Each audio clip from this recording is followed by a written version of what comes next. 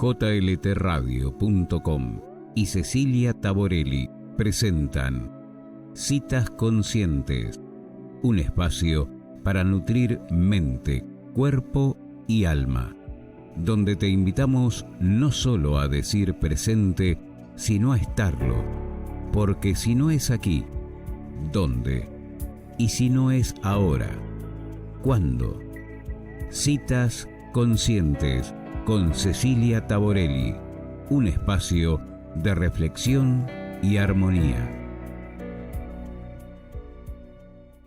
Hola, bienvenidos a una nueva cita consciente, un encuentro donde la conciencia y la presencia son protagonistas, una conversación donde entrelazamos mentes, corazones y almas. Y hoy tengo una persona que nos va más que a entrelazar mentes, corazones y almas, nos va a hacer hervir el cerebro. Así que aquellos que estén cansados, les recomiendo que se tomen una siesta, que vean esta cita consciente en un momento de lucidez, con mucha energía, porque nos va a poner a trabajar. Esto nos va a poner a trabajar y por ende todo el resto. Bienvenida a esta cita consciente, mi queridísima Inés Urdaneta. Hola Inés, gracias por estar con nosotros. Hola Cecilia, muchísimas gracias por la invitación. Muchísimas gracias, un honor para mí estar aquí contigo, Un con tu placer. audiencia. Un placer, porque aparte de mujer bella, inteligente y sabia, Inés es investigadora y forma parte del equipo de investigación, nada más y nada menos que de Nassim Haramein. Así que vamos a tratar de exprimirte lo más que podamos, por eso le decía a mi audiencia que traten de estar lúcidos y con buena atención y energía, porque este tema que vamos a hablar hoy requiere de eso, requiere de presencia, de conciencia y de mucha atención. Y Inés, vos sabés muy bien que grabamos una primera cita consciente acerca de física cuántica con Bernardo Gómez. Y ahí cubrimos un poquito, es como que hicimos el jardín de infantes, primer grado de física cuántica, cubrimos la base y un poquito más. Con Bernardo, que es amorosísimo y también sabe muchísimo. Pero me quedaron muchas ganas de continuar con este camino de educación. Y cuando te conocí y tuvimos nuestro primer encuentro, dije, wow, qué poco sé de todo esto, pero quiero ir por más. Uno de los temas que hablamos con Bernardo fue con respecto al salto que se hizo de la física convencional, la ciencia moderna podría decir, y la física cuántica. Él nos contó un poquito, hablamos del efecto observador, de cómo se creó el universo, del gato de Schrödinger, hablamos de muchas cosas en general. Pero nos quedó como un espacio vacío en cuanto a cómo se llegó desde la física convencional a la física cuántica. ¿Qué pasó en el medio? Y quiero que nos cuentes, que nos rellenes ese huequito, porque cuando me lo contaste a mí, entendí que ahí hay una respuesta clave para la realidad que estamos transitando como humanidad. Pero no voy a adelantar nada, vamos a ir caminando de a poquito. Entonces, ¿cómo nos empezamos a despegar de la física convencional y terminamos en la famosa mecánica o física cuántica? ¿Qué pasó en el medio? Claro que sí. Bueno, qué interesante la pregunta, porque fíjate que en el medio ocurrió que, digamos que se tenía una noción mucho más holística de lo que era la naturaleza de la realidad. Me refiero que nosotros en lo que es el análisis, bueno, o la observación de los fenómenos naturales, había siempre, yo me imagino que desde los griegos y posiblemente desde antes, había siempre el cuestionamiento del observador y de la observación en función del observador. Se hacía como una suerte como de filosofía, ¿no? Y todo se tomaba en cuenta, y se tomaba en cuenta, por supuesto, que había un espacio que todo lo abarcaba y dentro del cual todos los fenómenos surgían. Vamos a llamar a ese medio el éter, ¿no? Y el éter era algo que se consideraba parte del escenario científico hasta ya a finales de 1800. Entonces, cuando hablamos de física moderna, y esto va a sonar un poco extraño, esa física moderna inicia, vamos a decirlo así, con, bueno, Descartes, Newton, con todas estas figuras tan importantes pero estamos hablando de finales de 1500, ¿no? Entonces, ¿cómo estamos hablando de eso como física moderna hoy en día? Exacto. Fue mi pregunta inicial, ¿moderna Es, 1500? es un poco extraño porque lo que quiere decir es que en realidad estamos anclados en la ciencia de aquella época. Claro, después vino la mecánica cuántica y le dio y la relatividad y le dio todo un giro a eso, pero a grosso modo lo que pareciera que ocurrió es que el éter tuvo un rol, o la desaparición del éter tuvo un rol fundamental en lo que se convirtió en la naturaleza de la realidad pues para la humanidad, ¿no? En la perspectiva que ahorita tenemos. Y bueno, fue en realidad una conclusión a la que se llegó a través de un experimento pues muy famoso en su época, un experimento de Michelson-Morley, que no voy a entrar mucho en detalle, pero que se supone que si existía el éter se iba a observar algo que al final no se observó. Y como no se observó eso que se esperaba, se concluyó que el éter no existía. Y eso llevó a la extraordinaria conclusión de que entonces las cosas están como que los astros y todo estamos suspendidos en un vacío absoluto, ¿no? Como que donde no hay el espacio vacío. Pregunto, para clarificar, cuando tú dices éter, ¿no es lo mismo que vacío? No. Ok, me defines éter. Yo te pido disculpas, Inés, y no quiero ser irrespetuosa con esto, y le pido disculpas a mi audiencia por mi nivel de ignorancia, pero no puedo estar aquí haciéndome la que sé de algo que no sé, porque entro a este espacio de conciencia con total honestidad de no saber tal vez lo básico. Por eso pido disculpas si mis preguntas son básicas, pero quiero aprender de verdad. Entonces, si me hago la que sé, si no sé el primero no voy a poder seguirte. Entonces, cuando tú dices éter, ayúdame a entender qué es el éter, porque para mí el éter es algo que no tiene forma, que no tiene materia, que es como el aire, digamos. Ya, ok. El éter, fíjate que, bueno, ese concepto de éter pues viene desde antes de los griegos, es la manera en la que se representaban en esa época y más adelante algo que podría estar ocupando el espacio como una sustancia Ok, cuyas propiedades en realidad no se conocían, pero que se podía sospechar que era una sustancia un poco líquida, o sea, no se sabía muy bien cuáles eran sus propiedades, pero no se asumía que el espacio entre los objetos estuviera vacío, vacío de absolutamente todo. ok, Lo que es un poco extraño porque ese espacio entre los objetos podrá estar vacío de materia, pero no está vacío de existencia, ¿no? Si yo estoy viendo una separación entre dos objetos, estoy viendo una distancia, un espacio vacío. Eso no está vacío de existencia, porque si estuviera vacío de existencia, los objetos estarían pegaditos.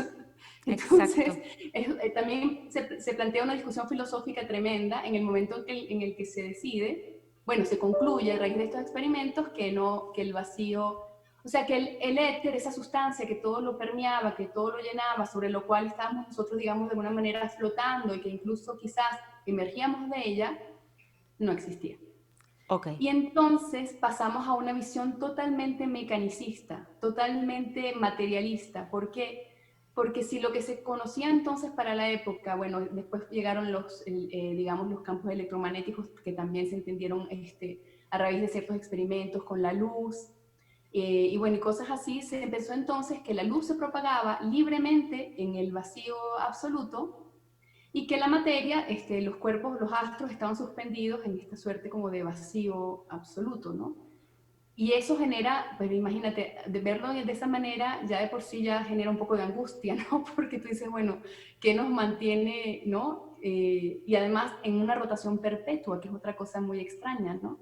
Todos los astros están rotando, todo está en spin, todos los átomos, el planeta, bueno, las estrellas, las galaxias, el universo, también se han visto ya observaciones que están llegando a esa conclusión. Entonces, ¿de dónde viene esa rotación? ¿Qué es lo que está rotando, no? Se cree que lo que está rotando es la materia, pero bueno, a lo que voy entonces es que eso tuvo digamos, una conclusión que fue dramática en el sentido de lo importante que fue para la humanidad, ¿no? Desde ahí entonces tú podías suponer que pues, los objetos estaban separados por el espacio cuando lo metes en una cámara de vacío, por ejemplo, ¿no? porque sabemos que yo aquí estoy rodeada pues de aire y una cantidad de cosas que aunque yo veo una separación entre los objetos, está el aire que los puede conectar y todo. Pero si yo los meto en una cámara de vacío y meto estas dos manzanas, por ejemplo, yo podría suponer que están totalmente aisladas, entre ellas y con el entorno. Entonces, porque las metí en esta cámara, digamos, de aislamiento perfecto y de sistema cerrado por completo, ¿no?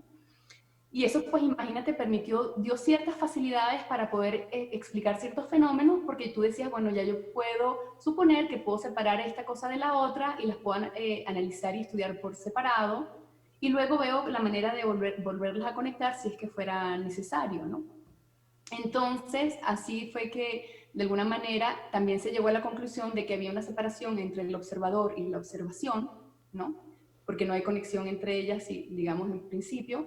Que haya una separación entre las ciencias también, porque entonces las ciencias cada una se ocupa de su propia área, ¿no? Al final, o sea, todo esto tiene implicaciones de separación muy, muy, muy profundas, que además nos dicen que fundamentalmente hablando, estamos desconectados. O sea, que es una propiedad fundamental de la realidad, la desconexión. Así de potente fue esta conclusión, ¿no? Wow. Pues luego llegaron la relatividad y la cuántica y de alguna manera reincorporan varios de estos conceptos. El concepto, digamos, del éter es reincorporado de una manera un poco extraña. La relatividad lo hace con este concepto del espacio-tiempo, porque habla de algo que se curva con la presencia de la masa.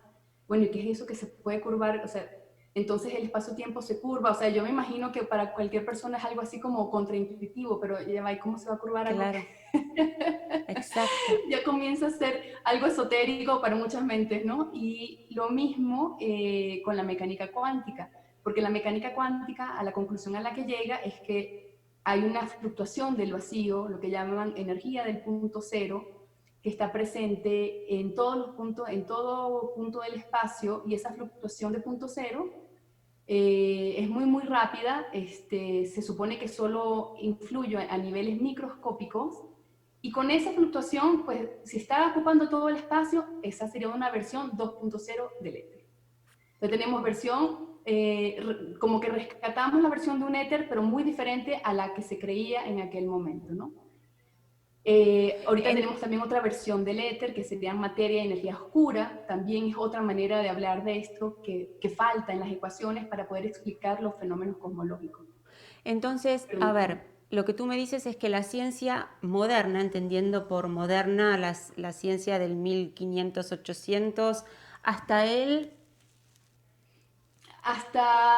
Yo diría que hasta el 2000 y poco, 2000 y algo, Ok, 2010. hasta el 2000 cortitos. Primero sostenían que el éter no existía.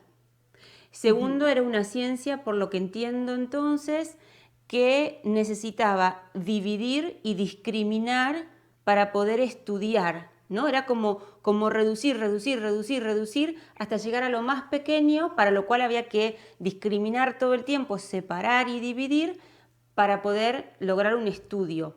Un estudio que nos arrojaba resultados con exactitud. Por eso entiendo las ciencias exactas. O sea, donde no hay prácticamente lugar a duda. Es una ciencia exacta. 2 más 2 son 4, no 4 y un cuarto, 4.0, no, 2 más 2, 4. Es una ciencia exacta. Y ahí creo que empieza la fricción entre lo que es las ciencias exactas y lo que la filosofía empieza a considerarse más subjetiva, ¿no? Una cosa más como armada en base a quien la observaba. Entonces ahí es lo que tú dices, la separación de la ciencia, ¿cierto?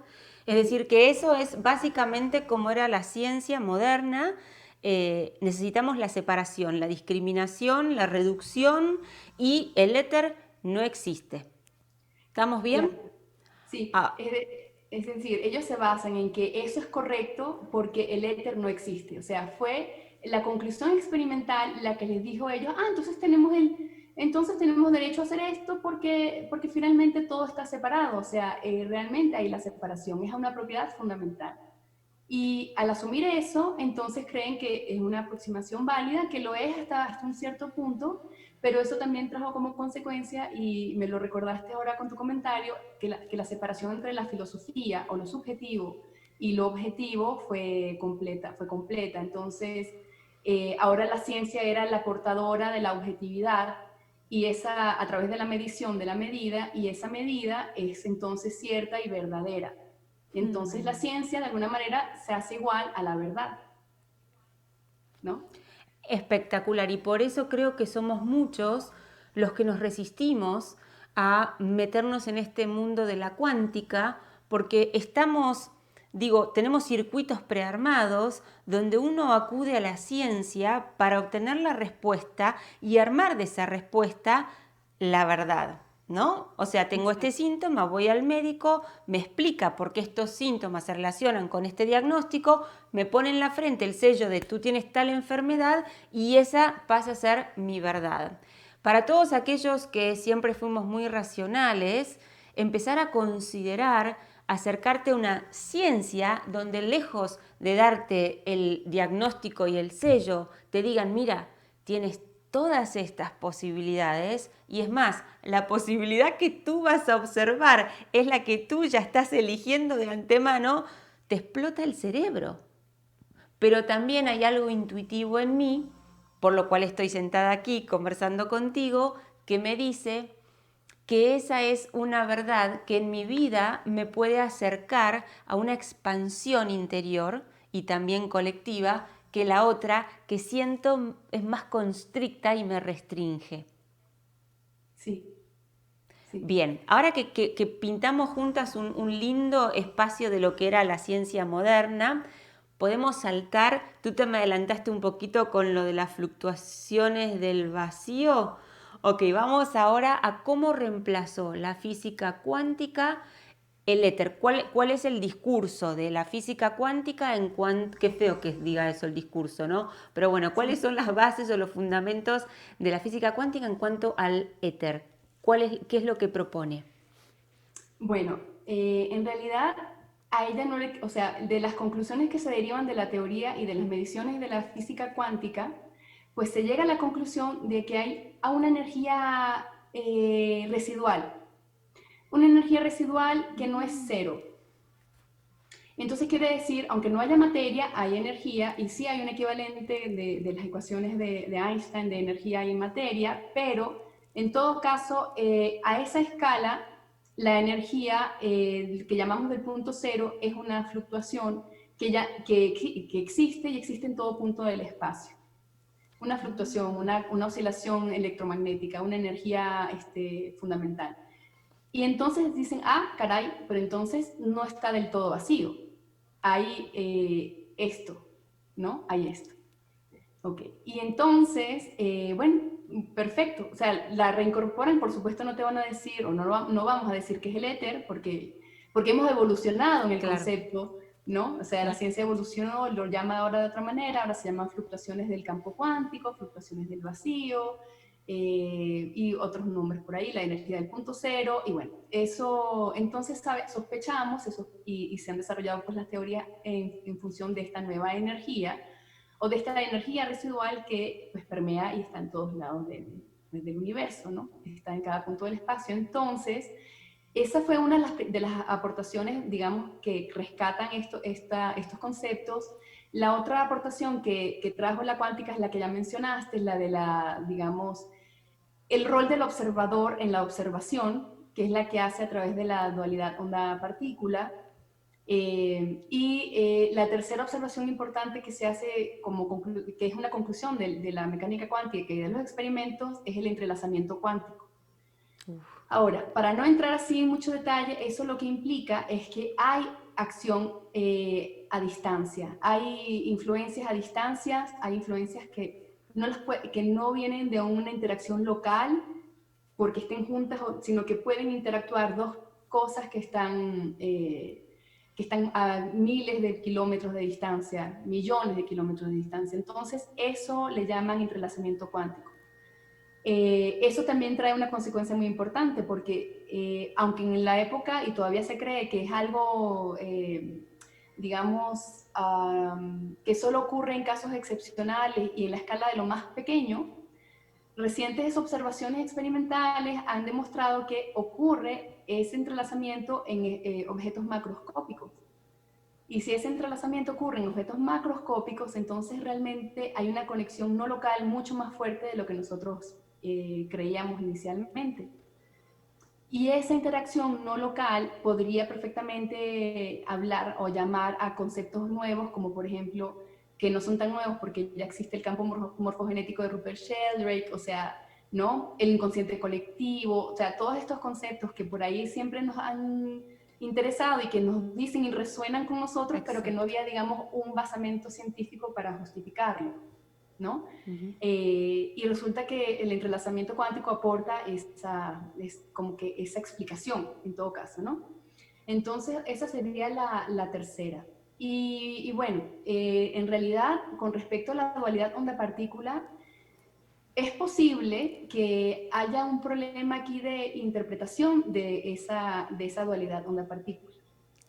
Pero no sé si vale la pena que entremos en ese detalle ahorita en el programa, sino que de pronto, sí me gustaría comentar que eso tiene un precio, o sea, el haber hecho esta reincorporación de estas características como es el efecto observador, o sea, la conexión o dependencia de la observación y del observador, la existencia, digamos, de un éter que conecte todo y que incluso sea una conexión no local a través del entrelazamiento cuántico, todo esto se hace a expensas de algo que se llama la realidad probabilística o ¿cómo decir? En el mundo cuántico, la famosa ecuación de Schrödinger lo que te describe es un objeto cuya probabilidad de estar en un cierto momento en el espacio y tiempo es lo que se calcula. Se calcula una densidad de probabilidad.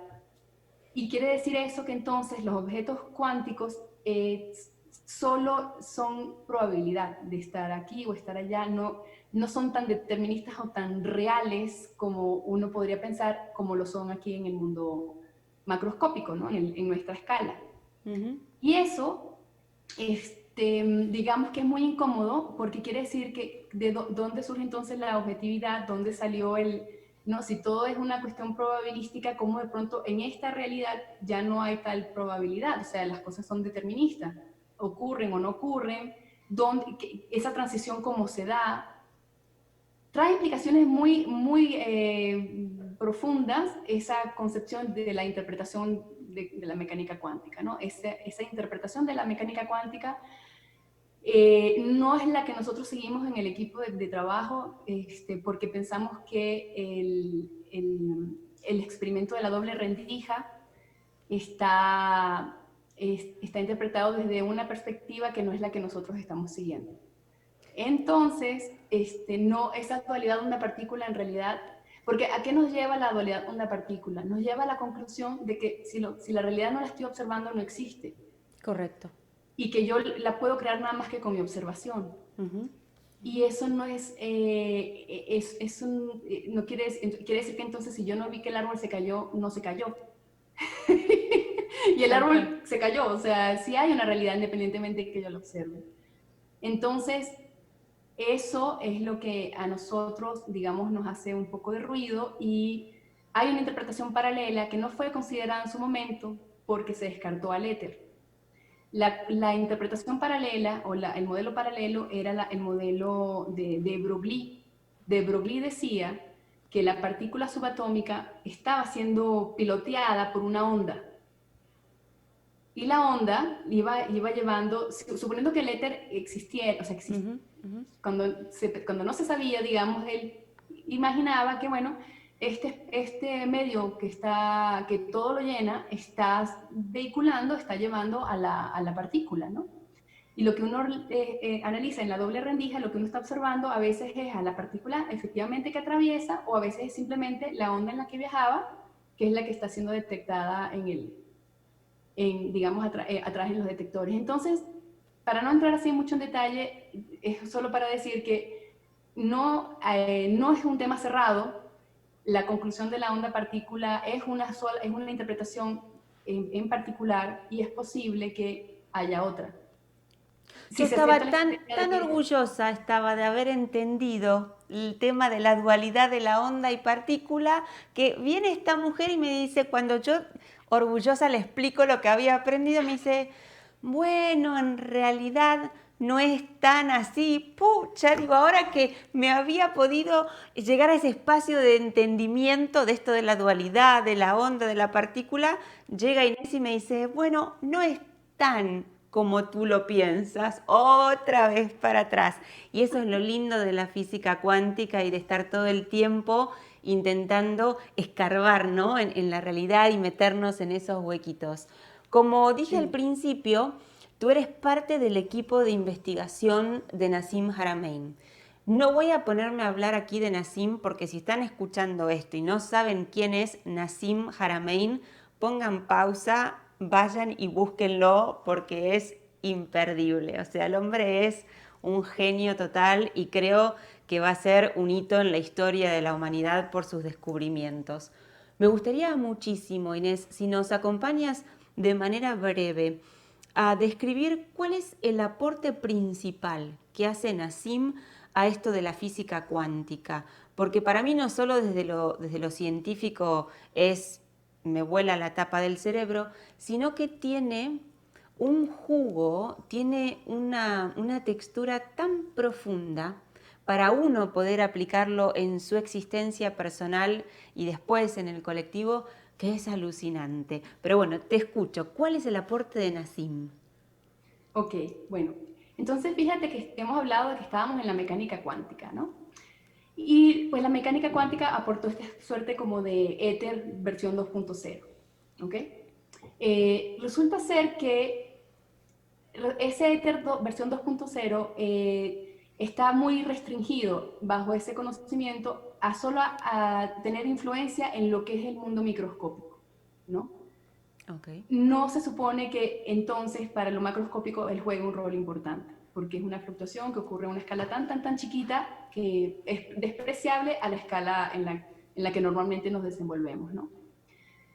Resulta ser que entonces se podía continuar con la premisa de los sistemas cerrados o aislados, porque decían, bueno, ese término igual yo lo puedo despreciar, porque ahí solo influye en lo micro, y pues ya, ¿para qué yo lo voy a Claro. incorporar en lo macroscópico? Entonces, ¿qué pasa? Que se forzan un poco las teorías para tratar de hacer compatibles y hacer unificar las escalas de la física, que es uno de los grandes problemas de la física. Salió la mecánica cuántica, tiene sus leyes, que son probabilísticas según la interpretación de Copenhague, salió la relatividad, que tiene sus leyes, ¿no? Que son, digamos, deterministas en su escala, y en el interín, ¿qué hay? Nada las conecta. Se ha intentado por todos los medios a través de, bueno, encontrar la gravedad cuántica, pues digamos, porque la relatividad es la que explicaría el origen de la gravedad y todo esto, ¿no? Entonces, ¿qué problema? Porque tenemos dos escalas tan importantes y Wow. completamente desconectadas. Eh, y con implicaciones además filosóficas muy distintas, ¿no? Entonces, claro, ¿cómo sería la manera más natural de conectar las escalas? ¿Cómo haces tú para conectar, digamos, el átomo con, de pronto, las escalas que van siendo ascendentes en referencia al átomo, ¿no? ¿Cómo haces tú para llevar esa conexión hasta el infinito del universo? ¿Qué sería aquello que conecta todas las escalas? Nuevamente es el Okay. espacio, Okay. el espacio. El espacio entre ellas es lo que las conecta, ¿no? Y además tomando en cuenta que dentro de esta masa, de lo que consideramos masa tan sólida, en realidad es 99,9, ponle 14, 15 ceros de 14, 15 nueves de espacio vacío. Entonces, en realidad lo que estamos viendo es un cambio de fase, en esto que llamamos materia, es de alguna manera un cambio de fase de este vacío que está organizado de una manera diferente. Y eso es lo que nosotros percibimos o llamamos materia. Entonces, y lo que hacen así ahora es decir, bueno, encontrar la dinámica, la estructura de este vacío, porque el vacío esté, digamos, carente de materia, no quiere decir que esté carente de estructura o que tenga una dinámica propia, interna. Y es lo que él encuentra. Él encuentra a través de de nociones que son impresionantemente sencillas, simples, con las matemáticas, digamos, las más básicas, pero con una profunda comprensión de lo que realmente significa, ¿no? el tema, porque para poder llevar las cosas a una expresión tan sencilla, tienes que realmente haberlas entendido muy bien. Sin duda. Y ese es el tema. Entonces, claro, él encuentra esta dinámica, esta estructura, y la pone a prueba, la pone para explicar, por ejemplo, el origen, el radio para aquella época muónico del protón, poniendo a prueba este modelo que él desarrolla y calza a la perfección. A la perfección. La respuesta es exactamente la respuesta que tendría que darse y que el modelo de la física estándar, el modelo estándar de partículas no aporta. Wow. El modelo estándar de partículas tiene un cálculo que les da fuera del valor en un 4%, y eso es un enorme valor en la escala cuántica. Un 4% de diferencia es enorme. Es como 7 desviaciones estándar, y aquí en este caso él cae dentro de la desviación del experimento con su valor. Wow. Es algo sorprendente. Y luego de ahí hay otros trabajos como explicar la catástrofe del vacío, explicar, ver desde esta perspectiva el origen del electrón. Y bueno, es fascinante porque no solo logra hacer esto, de unificar las escalas, sino que además incorpora dentro de esta dinámica que es el mecanismo de retroalimentación inherente al espacio, y desde el cual en realidad es que surge todo lo que nosotros pues llamamos realidad. Entonces esto es un resultado fascinante, porque quiere decir que el mecanismo de retroalimentación es inherente al espacio. Es inherente a la estructura y al comportamiento del espacio-tiempo, que él llama espacio-memoria. Y eso, imagínate las consecuencias que puede traer. Si el mecanismo de retroalimentación es algo que es inherente digamos, a la materia cero que crea la realidad, quiere decir entonces que ella es la que en realidad organiza y ordena a la realidad, el mecanismo de retroalimentación. Entonces, la premisa inicial de la ciencia moderna, ya después con el éter fuera de la escena y todo esto, que era que el orden surgía del caos y que el orden podía surgir de interacciones aleatorias, ya no puede sostenerse. Pues no puede sostenerse porque es como esperar que yo con los ojos cerrados resuelva el cubic, si ves de colorcitos, con los ojos cerrados que yo lo pueda resolver. Ni el tiempo del universo me alcanzaría para resolver eso. Que en cambio una persona, yo estoy con los ojos cerrados, pero alguien externo a mí me va dando un feedback, me va diciendo frío, caliente, lo puedes resolver en 5 minutos. O sea que hay, tú me estás hablando que hay como cierta estructura de organización. O sea que no evolucionamos de manera aleatoria, sino que hay, yo pienso tal vez sutilmente, cierta estructura organizativa, que es como la que va tejiendo todos esos hilos. Tú me estás hablando a nivel macro, ¿no? A nivel del universo. ¿Y eso también aplica a mí, Cecilia, o no? Sí, claro, aplica a todo tu cuerpo, aplica a tus células, a tus átomos, todo en tu cuerpo, tus protones en particular. Los protones en este esquema son fundamentales porque son los que guardan de alguna manera holográfica, que luego pasamos a explicar a qué nos referimos con holográfico, son los que contienen la información como si tuvieras un disco duro que está grabando la información de una música, por ejemplo. Obviamente la orquesta no está adentro del disco, pero la información que está generando, la música, por ejemplo, está en el disco. Entonces, digamos que en ese sentido, el protón tiene una función fundamental en este mecanismo de retroalimentación. El protón recibe información a través del entrelazamiento y toda esta cantidad de fenómenos cuánticos y lo expresa hacia afuera igual, o sea, lo comparte, y eso lo hace no solo el protón, lo hace entonces, si imagínate, toda la materia está compuesta de protones, todos los átomos son protones, finalmente con electrones y neutrones, pero básicamente el protón. Y esos protones están todo el tiempo retroalimentando hacia adentro y hacia afuera, porque es un neo-retro-feedback, ¿no? Entonces dan, reciben información y esa es la gran fortaleza de este método, porque entonces pues ya tienes una conexión directa entre el adentro y el afuera. Uf. Ya tienes una conexión directa entre el adentro y el afuera. Ponla en la referencia que te sea necesaria. El adentro en el afuera de la célula, del átomo, del organismo, de la persona, del planeta, a cualquier escala, porque este es un mecanismo que ya lo abarca a todas las escalas porque todo está, lo más grande está compuesto de lo más pequeño.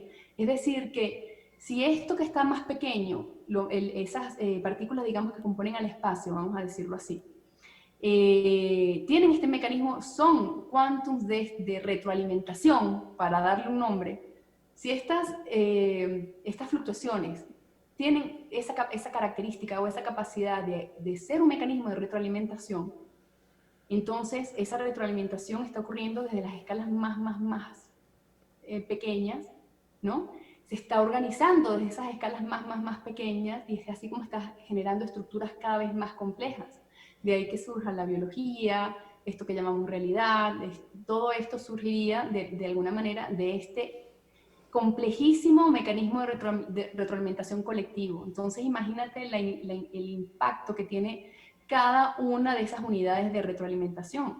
No es indiferente que estén a que no estén, ¿no? Y eso lo podría yo llevar digamos, a la perspectiva humana, al punto de vista de un ser humano, como imagínate, con las 300 trillones de células que tiene, y toda la información que contiene cada ser humano, en un mecanismo continuo de retroalimentación, de loop de retroalimentación con el universo, con la realidad, ¿qué impacto no tiene?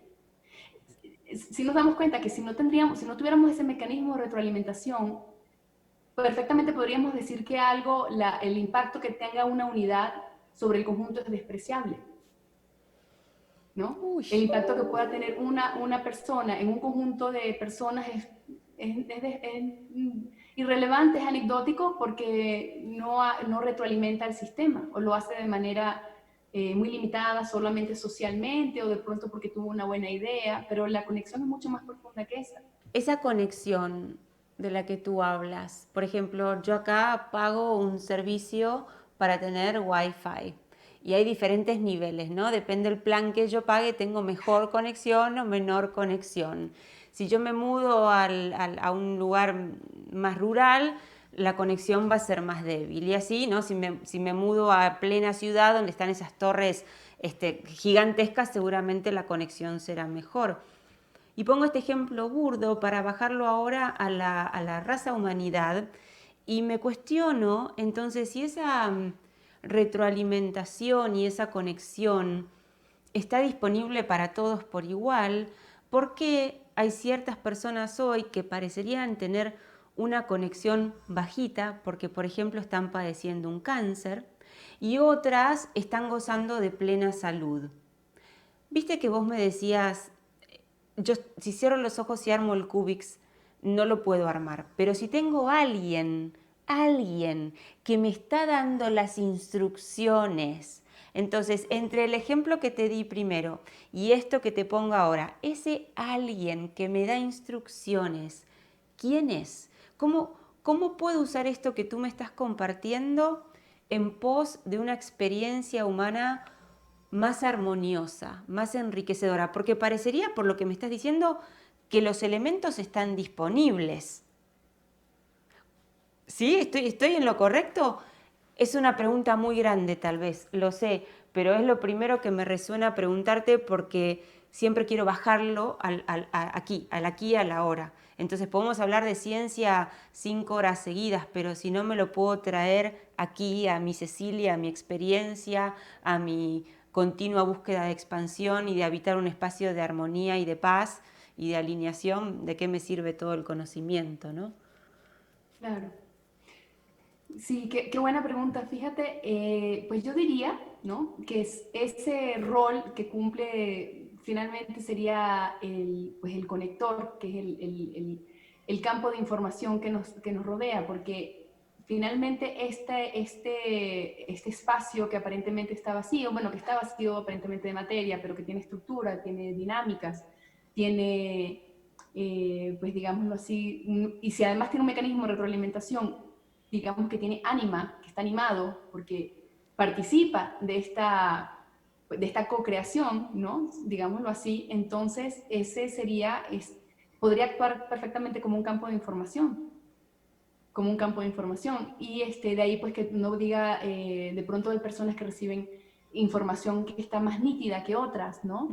Eso tendrá que ver también con cómo te sintonices tú con ese canal, porque hay muchos canales, y entonces en cada canal, como tú decías, así como la conexión en Wi-Fi, quien hace esa sintonización como el radio, o sea, sí, evidentemente pues que la conciencia no está en la radio, o sea, Claro. es mucho más amplia que eso, pero tú la puedes sintonizar pues posiblemente con las emociones, con el corazón, ahí sintonizas esa frecuencia, entonces claro, dependiendo de la frecuencia o el estado emocional en el que te encuentres, vas a sintonizar una emoción, vas a sintonizar otra, todas forman parte del campo de información, y cada quien está reforzando o retroalimentándose con alguno en particular. Por eso, porque el concepto aquí también que es muy importante, el concepto pues de la resonancia, ¿no? La resonancia es un concepto físico fundamental, que es el que establece pues una conexión directa entre lo interno y lo externo. Esta retroalimentación digamos que ocurre en condiciones particulares, en condiciones específicas, no son azarosas.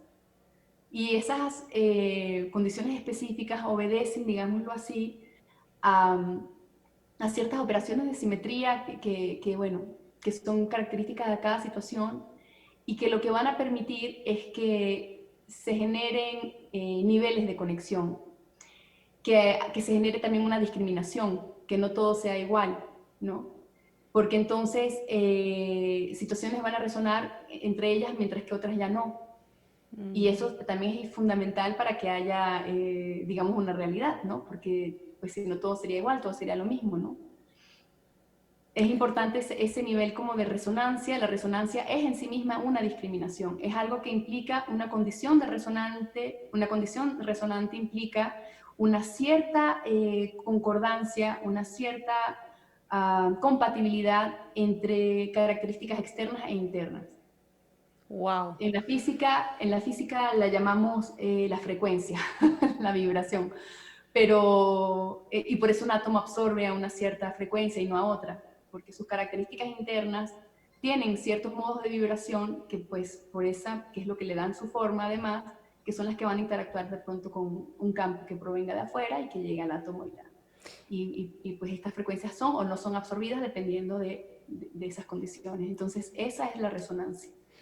Inés, ¿dónde entra en esta historia, en este cuadro que estamos pintando, lo que hoy es tan conocido como el nivel de conciencia, ¿no? Uno habla de mi nivel de conciencia, la conciencia universal, el inconsciente.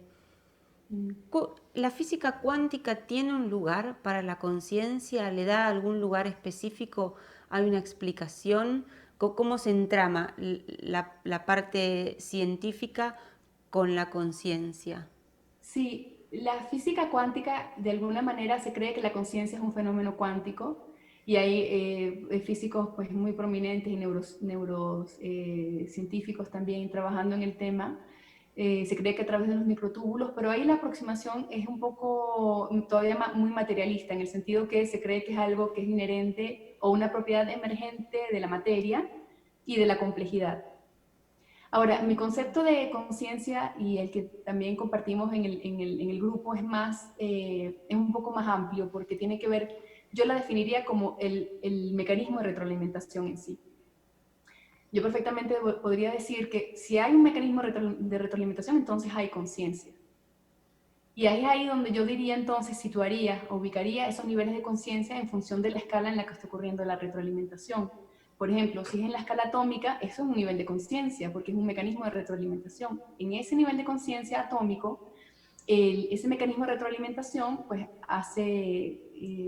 cumple su función a esa escala. y es consciente en este sentido. Incluso diría que el espacio, bajo esta perspectiva del mecanismo de retroalimentación, es protoconsciente o quizás muy consciente. ¿Sí me explico? Porque es el mecanismo de retroalimentación, esa capacidad de, ¿no?, de ir de adentro afuera y de afuera adentro, lo que para mí sería una definición de conciencia un poco más, ¿cómo decirlo?, más concreta, ¿no? O Más sea concreta. que cuando yo me reconozco que soy yo, me hago consciente de mi existencia. Soy, Sí, pero incluso, bueno, ahí tendríamos que hacer la suposición entonces de que el átomo, el núcleo del átomo, el protón, está consciente de que es porque se puede observar a sí mismo. Eso es algo que no lo sé. qué No bueno, lo qué sé. bueno que me diga que no sabe algo. O sea, la autoconciencia creo que sí es un producto de la complejidad. Eso ¿De sí la? creo que es de la complejidad, de Oh, ok. que el universo va llevando, gracias a estos mecanismos de retroalimentación, es que puede haber el orden que genere la complejidad necesaria para que exista la autoconciencia. Pero la autoconciencia y la conciencia no es lo mismo.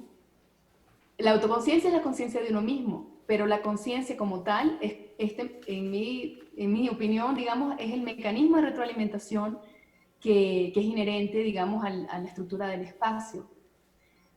Por eso yo más bien, más que consciente, quizás también hablaría del inconsciente, ¿no? Porque no necesariamente, si no tienes autoconciencia, entonces estás siguiendo, digamos, un mecanismo que es una dinámica intrínseca hasta que te hagas consciente, ¿no? Pero ese hacerte consciente lo puedes hacer solo a niveles de alta complejidad, como en el ser humano. ¿Esto qué quiere decir? Que la conciencia como tal, si el mecanismo de retroalimentación y el entrelazamiento cuántico, como comentábamos antes, es algo que es no local, y el mecanismo de retroalimentación está ocurriendo en todas las escalas y se da desde la más pequeña, entonces ¿dónde ubicas a la mente? Uf.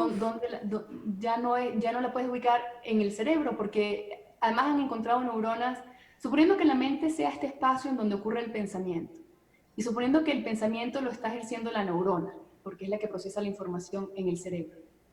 Se han encontrado que hay neuronas en el corazón, neuronas en los intestinos, y que además han encontrado que hay mecanismos de transmisión de información que son no locales, que hacen que hayan eventos no locales de transmisión de información, o de correlación de información más bien. Entonces, ¿dónde es que ocurre realmente el pensamiento y dónde está la mente? Uf. Es nuevamente un mecanismo de retroalimentación medicar en una parte específica del cuerpo. No puede decir, la mente está en el cerebro.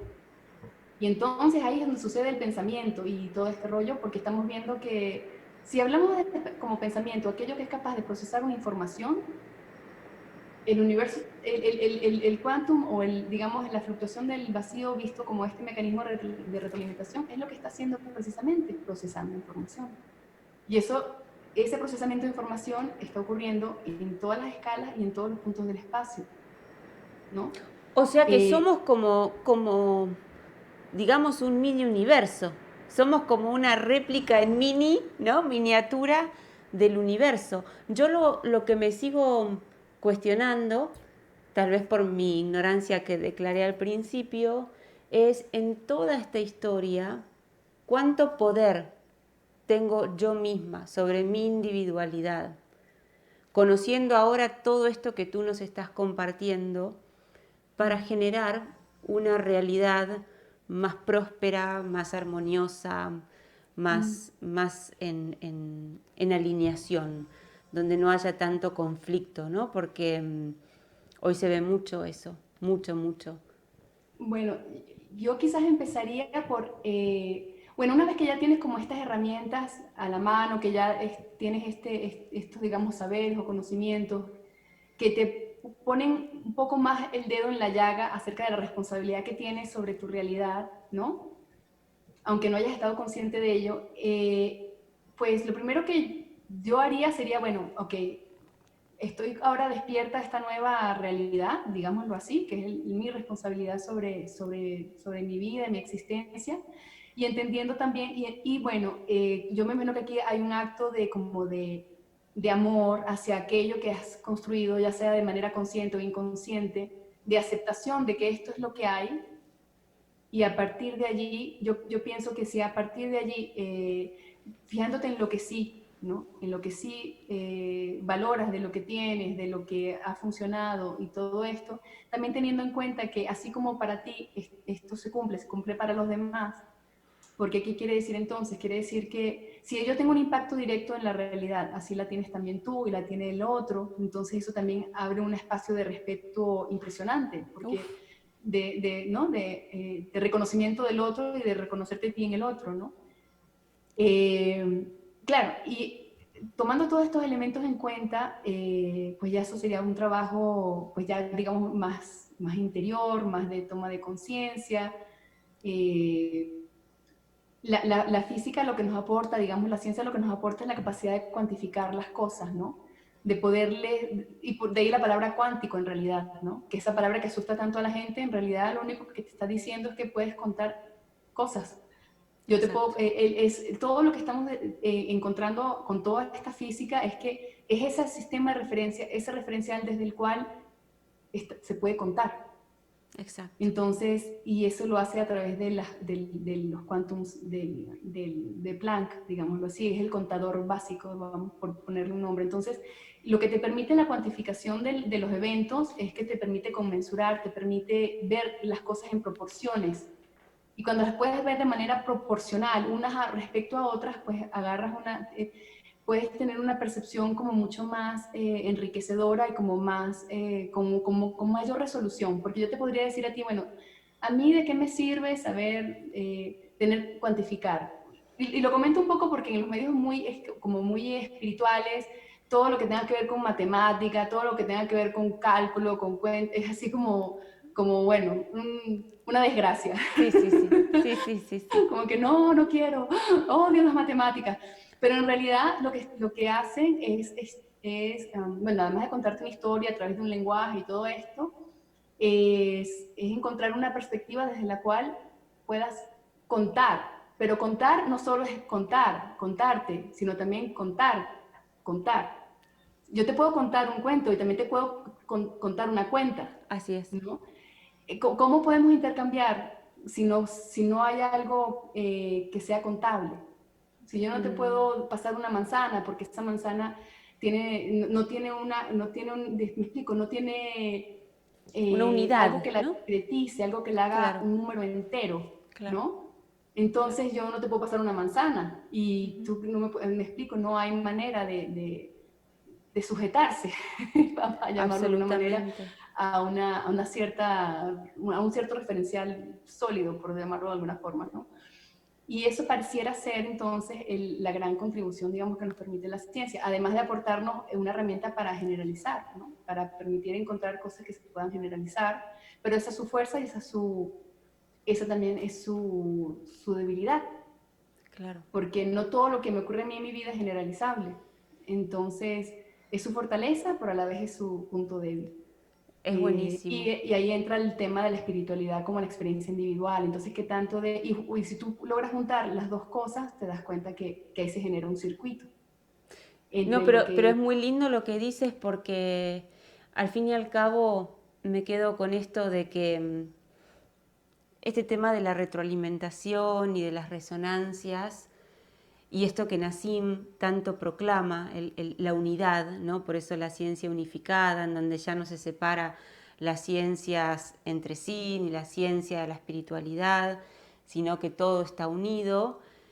En esa misma unión está nuestro poder, pero también es un arma de doble filo, ¿cierto? Porque si yo me recuesto demasiado sobre esa idea de que total somos tantos aquí, que bueno, lo que yo no haga, alguno lo hará.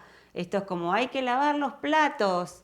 Y bueno, yo me hago la boba porque alguno va a decir, bueno, yo los lavo. No, no, no. Es decir, que estemos todos conectados y que seamos uno no nos exime de la responsabilidad individual de hacer cada uno nuestro trabajo, sabiendo, en base a lo que tú compartías, que hay un sistema de retroalimentación constante, que lo que a mí me ingresa también me sale. Y cuando me sale a la fonda común, por así decirlo burdamente. Y en esa fonda común nos impacta a todos. Entonces es muy hermoso lo que propone Nassim, porque hay mucha gente que puede pensar, bueno, todos somos uno, entonces me recuesto en eso y me puedo relajar. Es al revés, es poner énfasis en que cada uno genere su realidad propia, vibre a la frecuencia que tiene que vibrar, esté en armonía, para que lo que entre salga y lo que salga también aporte al bien común. No sé si es lo que Nassim proclama, pero lo proclama Cecilia Taborelli con mis propias palabras. No quiero poner en él palabras que no son suyas, pero a mí me queda eso como fruto de esta conversación, que te agradezco inmensamente. Inés, yo sé que ustedes están haciendo muchas cosas lindas, y esto que te voy a decir te lo digo porque lo padezco hace 20 años que vivo en este país, y siempre me sentí, a comparación de mis hermanos latinos, más beneficiada por estar aquí en Estados Unidos. En Estados Unidos hay mucho material, hay mucha gente que comparte gratuitamente información y propulsa una evolución y cierto conocimiento. En Latinoamérica, por una cuestión del idioma, es como que venimos un poquito atrás. Y me encantó saber que ustedes están haciendo, tú principalmente, una vocera del trabajo de Nassim en Latinoamérica, en español. Me encantaría que nos compartas qué están haciendo y que invites a la gente que le interese este tema a sumarse a la iniciativa que están llevando a cabo.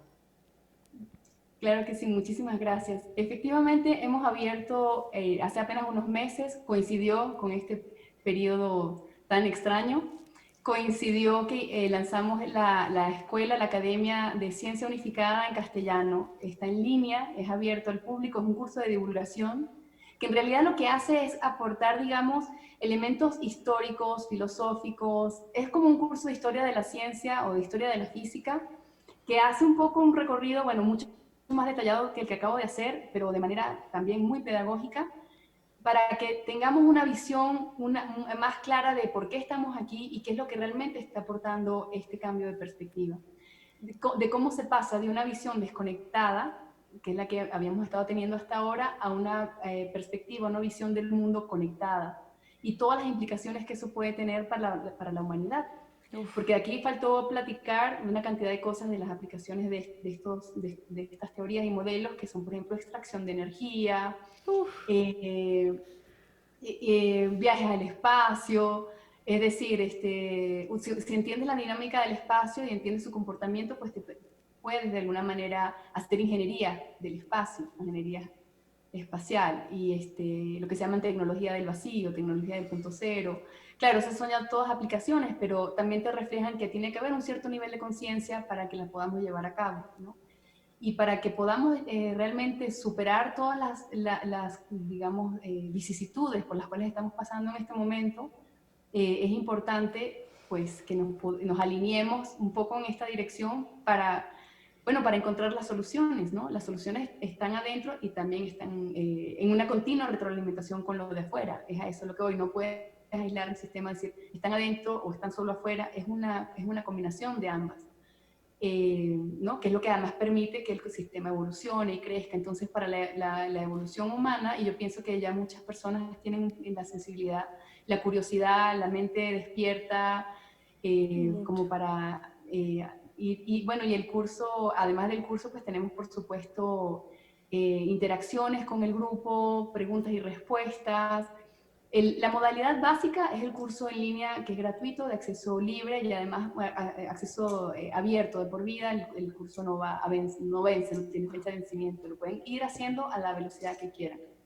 Pero si además quieren apoyarnos en esta misión, se pueden suscribir con una pequeña contribución de $5 al mes, y con esa contribución pues nos apoyan y tienen de beneficios adicionales, como participar en los foros de discusión internos, poderle hacer preguntas directamente a Nassim o al equipo de investigación, bueno, participar en foros de discusión internos de las personas que forman parte de la comunidad. Bueno, todas esas ventajas también están presentes cuando cuando haces la suscripción, cuando te suscribes como miembro contribuyente, que también llamo para que seamos todos parte de esta comunidad que es hermosísima, que es para mí uno de los mayores honores para mí es estar en contacto con todas estas personas. De verdad que lo agradezco profundamente. Y bueno, además tenemos nuestras redes sociales, Twitter, Facebook, es Resonance Science Foundation en español, para quienes lo quieran buscar. Sí, y bueno, nuestra página web también, que se llama igual, Resonance Science Foundation. Ahí tienen una pestañita que puede cambiar el idioma. El curso ahorita, y la comunidad del curso está como en 3 idiomas, inglés, francés y español. Qué bueno. Esta fue la última que se lanzó, la del español. Próximamente viene en portugués. En español estamos ya contentos, somos como una comunidad de inscritos al curso, hay como unos 4.000, pero no suscritos. Quiero decir, inscritos al curso de manera gratuita son como 4.000. Y bueno, así vamos avanzando. Es que es brutal, avanzando. la verdad es que es increíble que la calidad de información que ustedes ofrecen, el calibre de profesionales que tienen, se ofrezcan de manera gratuita. Sinceramente denota para mí un profundo respeto y una profunda pasión por lo que proclaman, porque de otra manera siempre están los intereses ahí en el medio, no vamos a dar tanto de manera gratuita y ustedes dan y dan muchísimo y es muy pedagógico. Bueno, como tú, Inés, la verdad es que yo disfruté muchísimo este tiempo. Habrá millones de preguntas que no te hice también por mi conocimiento limitado, pero cada uno que respete su ritmo. Lo importante es estar, como digo, en continuo movimiento, en continua expansión e ir por esa información que sentimos nos sigue aportando no beneficios, sino autorresponsabilidad. Y esto que hablamos recién me parece que más allá del tono científico nos vuelve al centro nuestro a hacernos cargo, cada uno de su realidad y sobre todo de lo que aportamos a la comunidad, a la raza humana en estos tiempos tan críticos. Te agradezco de vuelta con todo mi corazón tu tiempo, tu entrega, tu pasión, tu claridad y tu trabajo, Inés. Muchísimas gracias. Un placer haber estado con vos. Muchísimas gracias, Cecilia. Para mí igualmente ha sido un verdadero honor. Te lo agradezco de corazón. Gracias. Este aplauso es para vos. Nos vemos muy pronto. Que así sea. Que así sea. Gracias por acompañarme una vez más. Espero haber estado a la altura de las expectativas. Si no lo hice, pido perdón, pero me declaro inocente de mi ignorancia, pero abierta a seguir aprendiendo. Si me siguen acompañando, aprendemos juntos. Los quiero, los bendigo. Nos vemos el próximo jueves. Gracias. Hasta aquí compartimos Citas Conscientes con Cecilia Taborelli. Citas Conscientes, el espacio para nutrir mente, cuerpo y alma.